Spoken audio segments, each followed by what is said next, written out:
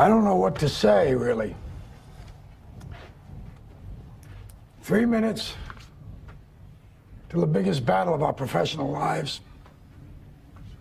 All comes down to today. Either we heal as a team, or we're gonna crumble. Inch by inch, play by play, till we're finished. We're in hell right now, gentlemen. Believe me. And we can stay here, get the shit kicked out of us, or we can fight our way back into the light. We can climb out of hell. 1 inch at a time. Now, I can't do it for you. I'm too old. I look around, I see these young faces, and I think, I mean, I made every wrong choice a middle-aged man can make. I pissed away all my money, believe it or not. I chased off anyone who's ever loved me. And lately, I can't even stand the face I see in the mirror. You know, when you get old in life, things get taken from you. I mean, that's part of life. But you only learn that when you start losing stuff. You find out life's this game of inches. So is football. Because in either game, life or football, the margin for error is so small. I mean, 1/2 a step too late or too early, and you don't quite make it. 1/2 second too slow, too fast, you don't quite catch it. The inches we need are everywhere around us. Hell yeah. They're in every break of the game, every minute, every second. On this team, we fight for that inch. On this team, we tear ourselves and everyone else around us to pieces for that inch. We claw with our fingernails for that inch. Because we know when we add up all those inches, that's gonna make the fucking difference between winning and losing. Between living and dying. I'll tell you this, in any fight, it's the guy who's willing to die who's gonna win that inch. And I know if I'm gonna have any life anymore, it's because I'm still willing to fight and die for that inch. Because that's what living is. The 6 inches in front of your face. Now, I can't make you do it. You gotta look at the guy next to you. Look into his eyes. Now, I think you're gonna see a guy who will go that inch with you. Hell yeah. You're gonna see a guy who will sacrifice himself for this team because he knows when it comes down to it, you're gonna do the same for him. That's a team, gentlemen. Hell yeah. And either we heal now as a team, or we will die as individuals. That's football, guys. That's all it is. Now, what are you gonna do?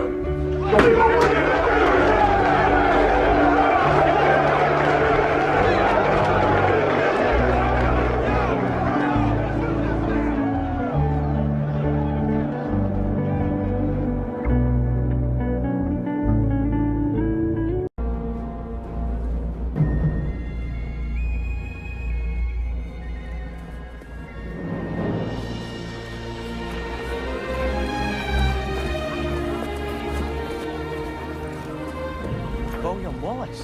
Gotta be a little tall enough.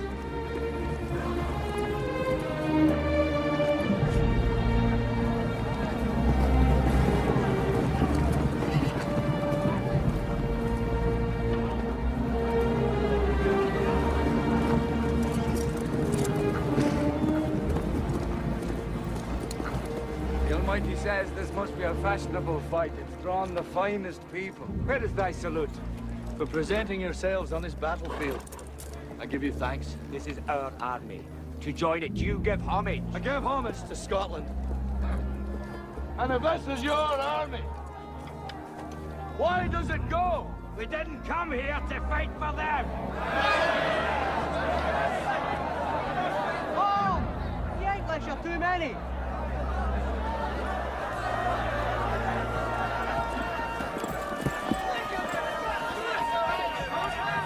Sons of Scotland, I am William Wallace.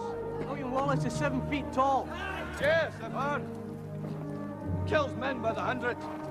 And if he were here, he'd consume the English with fireballs from his eyes and bolts of lightning from his arse. I am William Wallace. And I see a whole army of my countrymen here in defiance of tyranny. You've come to fight as free men. And free men you are. What will you do with that freedom? Will you fight? Fight against that? No! We will run. And we will live. Aye. Fight and you may die. Run and you'll live. At least a while.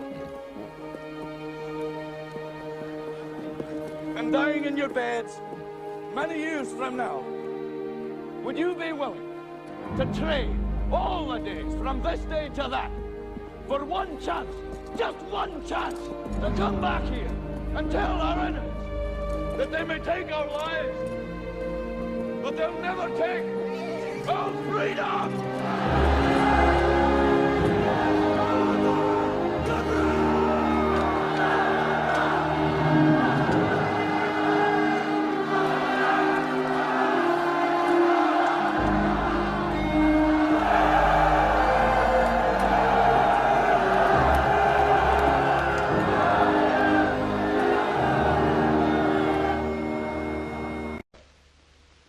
The dictator of Tomania, the conqueror of Austerlitz, the future emperor of the world.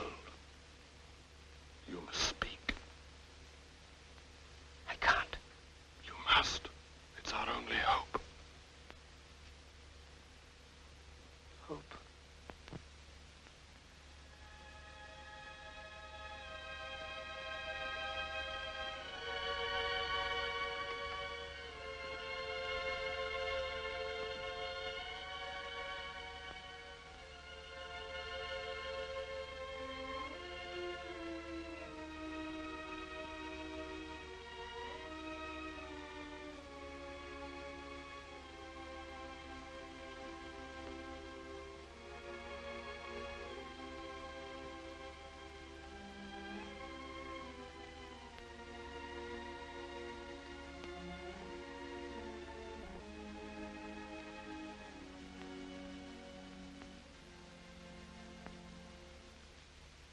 I'm sorry, but I don't want to be an emperor. That's not my business. I don't want to rule or conquer anyone. I should like to help everyone if possible. Jew, Gentile, black man, white. We all want to help one another. Human beings are like that. We want to live by each other's happiness, not by each other's misery. We don't want to hate and despise one another. In this world, there's room for everyone, and the good earth is rich and can provide for everyone. The way of life can be free and beautiful, but we have lost the way. Greed has poisoned men's souls, has barricaded the world with hate, has goose-stepped us into misery and bloodshed. We have developed speed, but we have shut ourselves in. Machinery that gives abundance has left us in want. Our knowledge has made us cynical, our cleverness hard and unkind. We think too much and feel too little. More than machinery, we need humanity. More than cleverness, we need kindness and gentleness. Without these qualities, life will be violent and all will be lost. The aeroplane and the radio have brought us closer together. The very nature of these inventions cries out for the goodness in men, cries out for universal brotherhood, for the unity of us all. Even now, my voice is reaching millions throughout the world. Millions of despairing men, women, and little children. Victims of a system that makes men torture and imprison innocent people. To those who can hear me, I say, do not despair. The misery that is now upon us is but the passing of greed, the bitterness of men who fear the way of human progress. The hate of men will pass, and dictators die. And the power they took from the people will return to the people. And so long as men die, liberty will never perish. Soldiers, don't give yourselves to brutes. Men who despise you, enslave you, who regiment your lives, tell you what to do, what to think, and what to feel, who drill you, diet you, treat you like cattle, use you as cannon fodder. Don't give yourselves to these unnatural men, machine men with machine minds and machine hearts. You are not machines. You are not cattle. You are men. You have the love of humanity in your hearts. You don't hate. Only the unloved hate. The unloved and the unnatural. Soldiers, don't fight for slavery. Fight for liberty. In the 17th chapter of St. Luke it is written, the kingdom of God is within man, not one man nor a group of men, but in all men, in you. You, the people, have the power. The power to create machines, the power to create happiness. You, the people, have the power to make this life free and beautiful, to make this life a wonderful adventure. Then in the name of democracy, let us use that power. Let us all unite. Let us fight for a new world, a decent world, that will give men a chance to work, that will give youth a future and old age a security. By the promise of these things, brutes have risen to power, but they lie. They do not fulfill that promise. They never will. Dictators free themselves, but they enslave the people. Now let us fight to fulfill that promise. Let us fight to free the world, to do away with national barriers, to do away with greed, with hate and intolerance. Let us fight for a world of reason, a world where science and progress will lead to all men's happiness. Soldiers, in the name of democracy, let us all unite!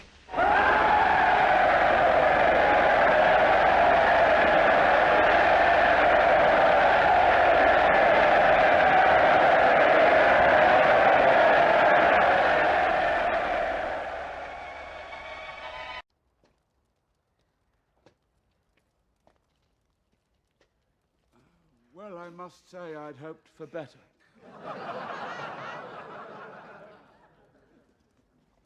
And who might you be, young man? Neville Longbottom.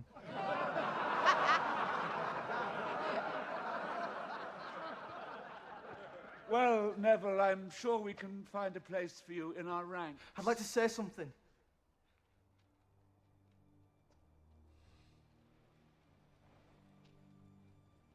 Well, Neville, I'm sure we'd all be fascinated to hear what you have to say.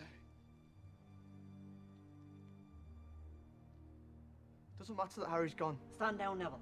People die every day. Friends. Family. Yeah. We lost Harry tonight. He's still with us. In here. So's Fred. And Remus. Tonks. All of them.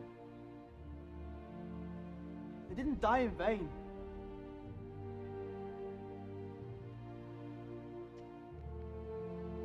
But you will. Because you're wrong. Harry's heart did beat for us. For all of us. It's not over.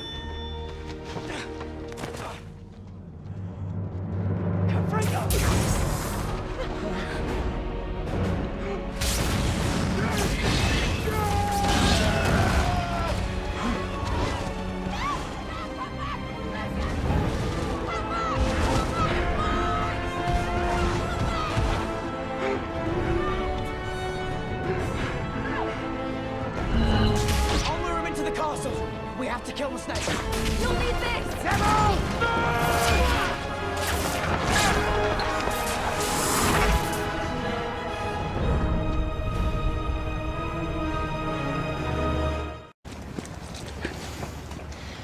You know, living with you, it hasn't been easy. People see me, but they think of you. Now with all this going on, this is gonna be worse than ever. It don't have to be. No, sure it does. Why? You got a lot going on, kid. Oh, what, my last name? That's the reason I got a decent job. That's the reason why people deal with me in the first place. Now I start to get a little ahead. I start to get a little something for myself. And this happens. Now I'm asking you as a favor not to go through with this, okay? This is only gonna end up bad for you, and it's gonna end up bad for me. You think I'm hurting you? Yeah, in a way you are. That's the last thing I ever wanted to do. I know that's not what you want to do, but that's just the way that it is. Don't you care what people think? Doesn't it bother you that people are making you out to be a joke and that I'm gonna be included in that? Do you think that's right? Do you?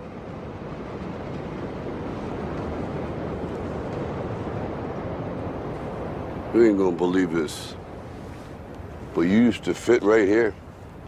I'd hold you up and say to your mother, this kid's gonna be the best kid in the world. This kid's gonna be somebody better than anybody ever knew. And you grew up good and wonderful. It was great just watching you every day. It was like a privilege.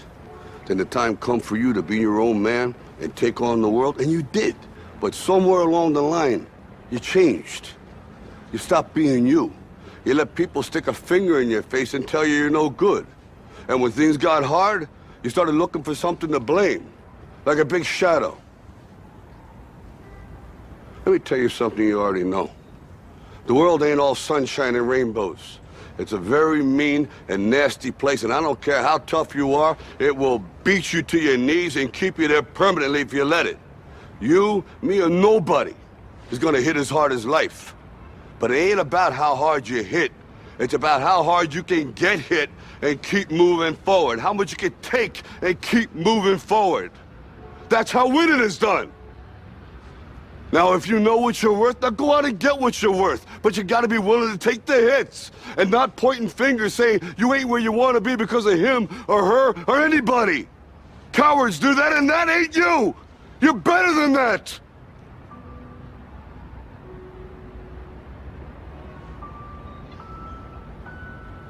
I'm always gonna love you no matter what. No matter what happens. You're my son, you're my blood. You're the best thing in my life.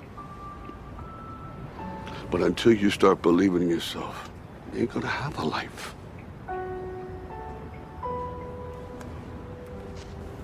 Don't forget to visit your mother.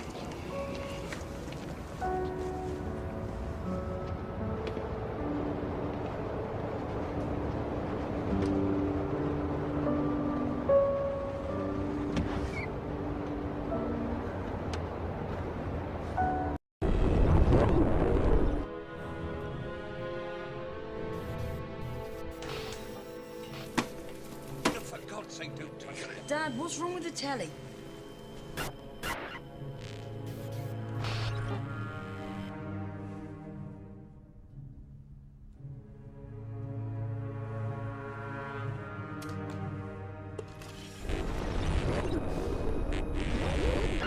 Good evening, London.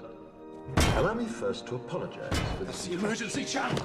I do, like many of you, appreciate the comforts of the everyday routine, the security of the familiar, the tranquility of repetition. Bloody hell. I enjoy them as much as any bloke.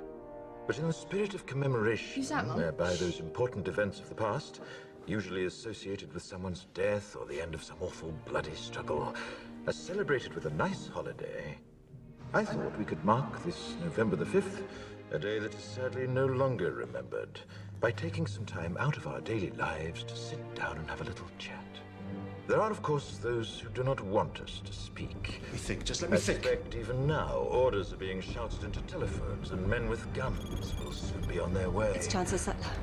Damn it. Why? Because while the truncheon may be used in lieu of conversation, words will always retain their power. Words offer the means to meaning, and for those who will listen, the enunciation of truth. And the truth is, there is something terribly wrong with this country, isn't there? You designed it, sir. You wanted it foolproof. You told me every television in London. Cruelty and injustice, intolerance and oppression. And where once you had the freedom to object, to think and speak as you saw fit, you now have censors and systems of surveillance coercing your conformity and soliciting your submission. We need cameras. How did this happen? Who's to blame? Well, certainly there are those who are more responsible than others, and they will be held accountable. But again, truth be told, if you're looking for the guilty, you need only look into a mirror. I know why you did it. I know you were afraid. Who wouldn't be? War, terror, disease. There were a myriad of problems which conspired to corrupt your reason and rob you of your common sense. Fear got the best of you, and in your panic you turned to the now High Chancellor Adam Sutler. He promised you order, he promised you peace, and all he demanded in return was your silent, obedient consent. Inspector, you're almost through. Last night, I sought to end that silence. Last night, I destroyed the Old Bailey to remind this country of what it has forgotten. More than 400 years ago, a great citizen wished to embed the 5th of November forever in our memory. His hope was to remind the world that fairness, justice, and freedom are more than words. They are perspectives. So if you've seen nothing, if the crimes of this government remain unknown to you, then I would suggest that you allow the 5th of November to pass unmarked. But if you see what I see, if you feel as I feel, and if you would seek as I seek, then I ask you to stand beside me 1 year from tonight, outside the gates of Parliament, and together we shall give them a 5th of November that shall never, ever be forgotten.